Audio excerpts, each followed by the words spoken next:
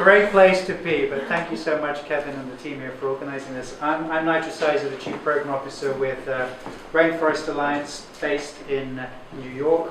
We're one of the larger organisations, so as Kevin was talking about earlier, I'm going to focus on one emerging programme within the organisation today, which is called 1,000 Landscapes for 1 billion People. Rainforest Alliance is probably best known for its global agriculture and forest products certification programme. We currently partner with about 10,000 companies around the world and certify some of the most well-known brands out there for sustainability in their supply chain. And this work has helped improve the livelihoods of millions of farmers and change practices across millions of hectares of land. But critically, it has not tended to extend beyond particular farms and communities out to wider landscapes. And so we still see, of course, tremendous deforestation, particularly in the tropics, loss of biodiversity, entrenched rural poverty, land degradation, soil erosion, and so on.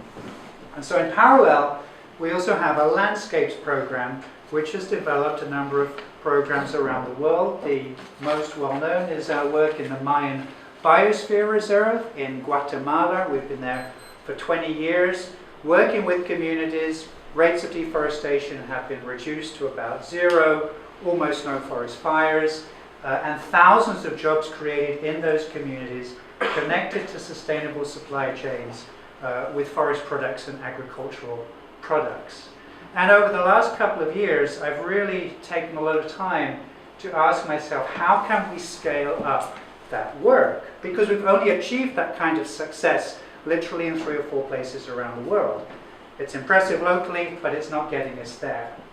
So how can we scale our landscapes programs? And what the insight sort of over the last few months is, I think that this is actually the wrong question, which is partly why we were struggling to find an answer to that question, or any answers that were helping us. And it was research by a small think tank in Washington, D.C., Eco-Agriculture Partners, that got us thinking about a different way to look at this.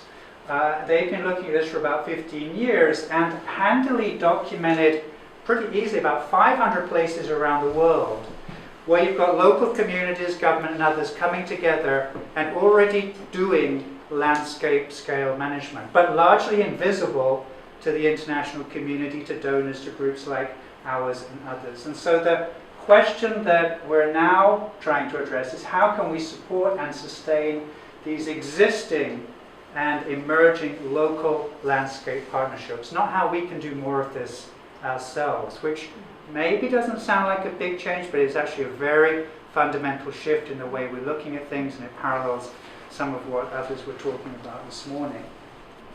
And furthermore, what EcoAg have been able to do is look at the barriers to success of those local programs, hundreds and hundreds of them. And they've identified the following, pretty common across many of these partnerships: governance issues, project-based approaches rather than long-term generational approaches that are looking out 15, 20 years or more. Each of those dots on the map is basically disconnected from all the others. They're not learning from each other. They don't have good, easy access to expertise and practical experience from elsewhere. And just like some of the others we're talking about this morning, a lack of connection between those local efforts and literally billions of dollars in financing, private and public capital that's out there in theory to support this kind of work that they're unable to access because it's so complex. And on the flip side, the investors and the donors also unable to connect effectively. And so what we started to do is to build a new kind of partnership to address this challenge. So Rainforest Alliance, EcoAg Partners, coming together to catalyze this with a third key partner, Tech Matters in Silicon Valley here, who've been leaders in applying technology to address social challenges for the last 30 years. And many of our existing partners in the relatively small number of landscapes where we currently work around the world, coming together to try to achieve systemic change to address these challenges across the world.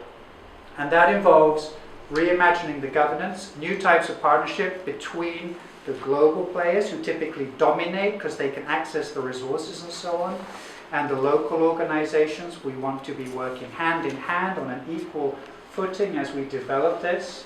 Looking at the need for a generational approach, a much more long-term approach to this partnership and the funding. Building a landscape action platform that supports and accelerates the collective action, the sharing of experiences, the linkages to the markets, advocacy, government, and so on. And developing a set of landscape investment finance tools that facilitate the financing of this kind of work by the local partners. And finally, turbocharging all of this with technology to try to greatly reduce the transaction costs and the time it takes to get these things sort of up to scale. We're taking a lean impact approach there. I think we'll be talking a bit about that later in this week. Basically, we've charted a roadmap that we think could get us, with this partnership, to 1,000 landscapes, which translates to 1 billion people, by 2030 to 2035.